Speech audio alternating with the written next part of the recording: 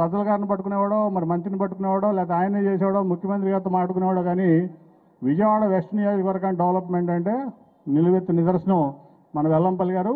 అట్లాగే విష్ణు గారు కూడా ఇక్కడ చాలా చేశారు. నాతో కూడా చాలా రైల్వే సమస్యల మీద వాటి మీద నేను వేరే పార్టీలో ఉన్నప్పుడు కూడా మేమంతా కోఆర్డినేట్ చేసుకునేవాళ్ళం. రైల్వే సమస్యల మీద కూడా విష్ణు గారు చాలా అంశాల్లో మేమిద్దరం కోఆర్డినేట్ చేసి ఒక దీనికి తీసుకొచ్చాం.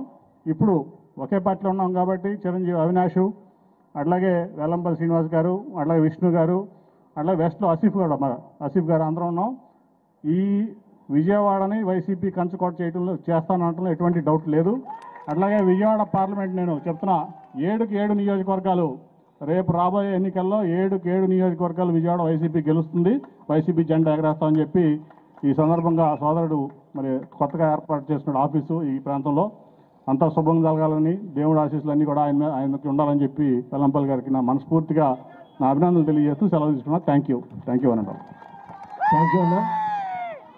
విజయవాడ నగరం మీద మీకున్న అనుభవం కాదు, దాదాపు 10 సంవత్సరాల నుంచి ఎంపీగా ఉన్నారు మీరు. ఇక్కడ అనేక చక్కటి కార్యక్రమాలు సెంట్రల్ గవర్నమెంట్ నుంచి ఫండ్స్ తీసుకురావడం కానివ్వండి, దాంట్లో మీరు విజయవాడ నగరానికి పెద్దపీట వేస్తూ చేసిన అభివృద్ధి ఈరోజు మనందరికీ కూడా శ్రీరామ రక్ష అవుతుందని తెలియపరుచుకుంటూ, కొన్ని రైల్వే ఇష్యూస్ కూడా ఉన్నాయని అన్న విష్ణు అన్న చెప్పాడు ఇందాక, అది మీరు కూడా రైల్వే జీఎంతో వాళ్ళతో మాట్లాడి పరీక్షిస్తే బాగుంటుందని చెప్పి తెలియపరుచుకుంటూ, అదేవిధంగా ఈ యొక్క ప్రారంభోత్సవానికి అడిగిన వెంటనే నేను 12 గంటల 1 నిమిషం అంటే కరెక్ట్గా అదే టైంకి వచ్చి ఆఫీస్ ప్రారంభించారు.